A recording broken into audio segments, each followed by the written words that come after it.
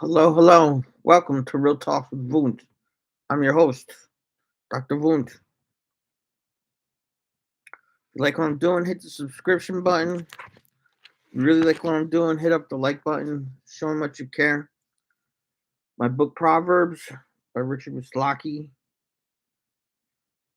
Been out in stores for a couple months. You can get it on Amazon.com or Gandhi.com or BarnesandNobles.com. Please support my art, people. Buy this book. It's got 222 pages full of wisdom. That's 3,700 all original Proverbs. Wisdom for the masses. It's a good read. Please support my arts and buy that book, people. All right, this next episode is called San Cristobal de las Casas. And what it is San Cristobal is a place in Mexico, in Chiapas. And I was on a group of students who are touring around Mexico on a political science class for college, where we got to study political science in foreign countries. And this one was in Mexico. And so it was like an 8-week program where we drove around Mexico learning about the politics and stuff. So San Cristobal, for those who don't know, is like the heart of the revolution of the farmers and indigenous peoples revolution. And there's a militia group called they call themselves the EZLN. It's a group of farmers and military personnel who got together again and who are the rebels, and they're fighting the government because the government wants capitalization on all the farmland. They want you to use pesticides in all your farm lands and get you to use these pesticides that make your plants don't grow anymore, and then they want to chop down all the uh, farms and make them into cattle ranches and chop down the forest and make it into cattle ranchers because cattle was big business or something. So it was all about the globalization and takeover of the farmland. And the EZLN was the head militia group run by a man named Marcos. And he always smoked a pipe. And he had this other chick that was famous for him. Her name was Ramona. Big chick with the AK, big ponytail, all gets in camel gear, kind of sexy. Anyway, we were supposed to go. We were in Palenque, Mexico, and we were supposed to go to San Cristobal the next day. But we heard on the news that night that there was a massacre in San Cristobal. We were going to go take place in a protest down there, a farmers' protest, and that was our business down there. And we were going to learn about the revolution and what was going on. And there was a massacre that night where they killed like 23 women and children, I think, or 33 women and children. And so they closed down the road to Chiapas. No one was allowed to get in or out. It was like a military zone. Like, because they held a military operation and slaughtered these innocent women and children who were protesting. And so then we waited till the morning, and then we checked, and then they opened the road again on the news. So we decided, all right, well, we're gonna go for it, and we're gonna see what's going on. Get to the bottom of this, whatever is going on with this revolution, and go bear witness to it, help support the cause. We were a bunch of rebel rousers, so we drove down to Chiapas, and right outside of to San Cristobal, and right outside of San Cristobal was the military base that controlled the area, and they did this military base was responsible for the operations within San Cristobal and stuff. So we had to go through this checkpoint. So we're going through this checkpoint, and we're getting our like bag search and our car search, our van.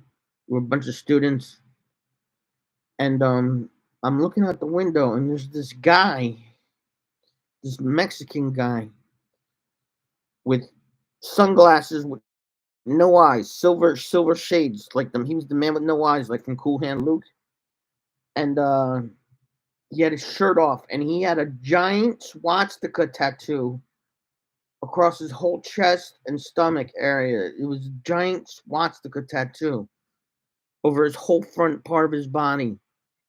And I'm like, oh my god, this is the most evilest thing I've ever seen. Like Nazi, like Mexican Nazis, like gorillas. Like, what's going on down here? Like, this is outrageous. And he's got his knife out, and he's talking to a group of like 3, 4 soldiers with their machine guns, and he's like telling a story, and they're all laughing like ha ha ha ha ha ha ha ha ha. Yeah, you're the man. You're the man. And I could tell you, I mean, he was a killer. He was just, this man had death written above his head. Like, he just had an aura of death about him. And I could tell for a fact that he was responsible for the murders that happened the night before. Somehow, some way, this guy was involved with killing those women and children. I know that for a fact. Intuition. It was just too dirty. And he's sitting there, with his swastika and he's with his knife, and he's telling the story, and these guys are eating it up, and I'm just watching it. And I'm like, this is the most evilest thing I've ever seen. He was like, just, he was reaping death, this man.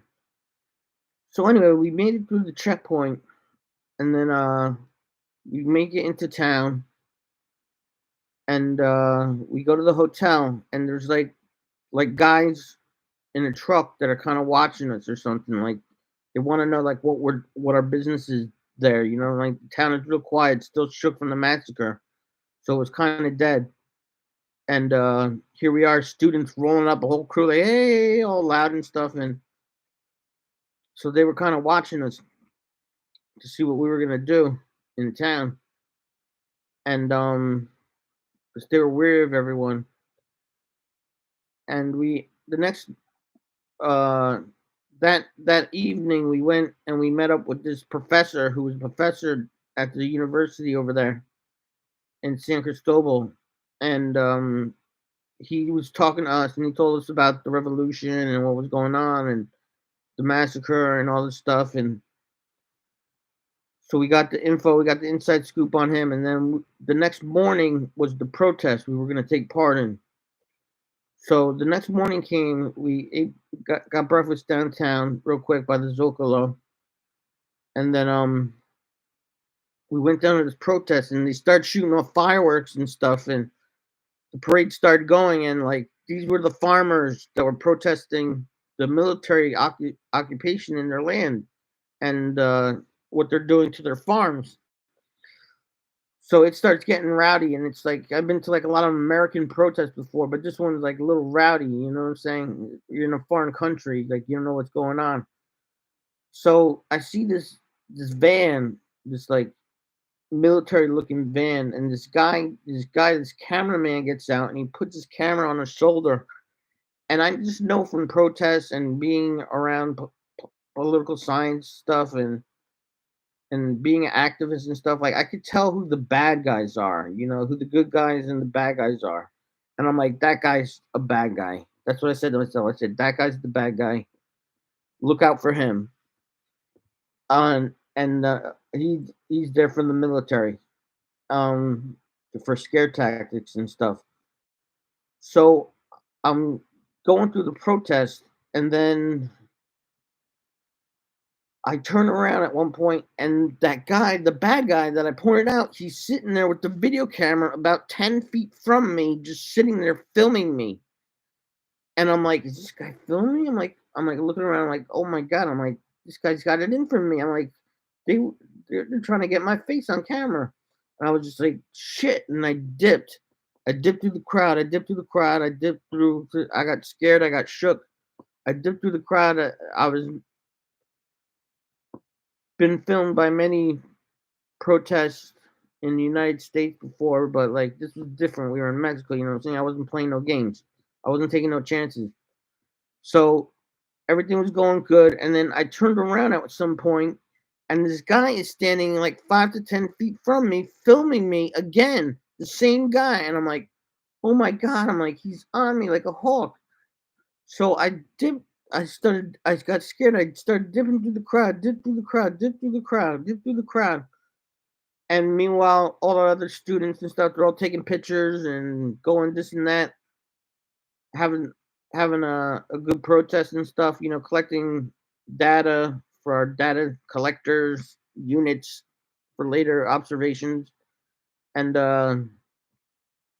I get to this point where I think I'm safe or something, and then I turn around and this guy is there for a third time, and he's still filming me, like right to my face, just filming me. And he's 10 feet away from me, and I'm just like, I don't know what this guy is about. I don't know. I ain't messing around with no Mexican politics right now. I'm getting my ass out of here and to safety. I was like, this is too hot for me to be in the. They obviously have me targeted for some reason as the enemy. I'm out of here. And I dipped, and then I started going through the streets and walking through all the streets, and I was shook. I was shook. I was like, this is how bad stories always begin to happen, like on like Captured Abroad. You know what I'm saying?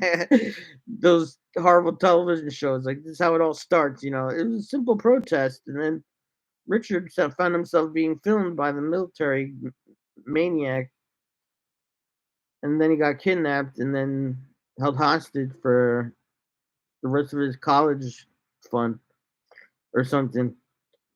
So I just dipped out of there real quick, and I made it back to the hotel, and I just sat and I waited for everyone to come one by one. They started coming in, and I told them what happened, and everyone's like, "Wow, that's crazy," and uh, that was that. And then the next ended up spending the night, and then the next morning we left and we were out of town, and I couldn't wait to get out of town. I was just like, because they had us marked from the time we got in to the time we got out. They were watching us like we were troublemakers. Students were not looked favorable upon by the military or whatever, but they had it in for me, and I got shook. And I'm like, I've been in a lot of protests in America, and like I've never been shook like that. Like I've been filmed by lots of people, but this was different. This was a foreign country. I wasn't messing around. I wasn't playing around. For truth, I was out. And then the next morning we left and we went to Puerto de Angel, and we caught some tuna in a boat, and everything had tuna for dinner and kicked it easy, and everything was great. But I was glad to get out of San Cristobal. It was getting a little too hot, and that's my whole story about San Cristobal. But the man with no eyes, I'll never forget that guy. Picture the most evilest man you've ever seen in your life, and that's what it looked like, and it was just scary, and it's real. So mad props to the EZLN, still out there doing their thing, fighting the rebels, still fighting the good fight. If you happen to support this cause somehow, fundraising or through T-shirts or buying T-shirts or something that you come across, I heavily supporting the EZLN movement down there, because like they're getting screwed out of their land, and like it's not just happening there, it's happening all over the country, and it's a horrible thing. All right, that's all I got. San Cristobal. God bless you. God bless you. God bless you. Peace, peace, peace. Love, love, love. Joy, joy, joy. God bless you.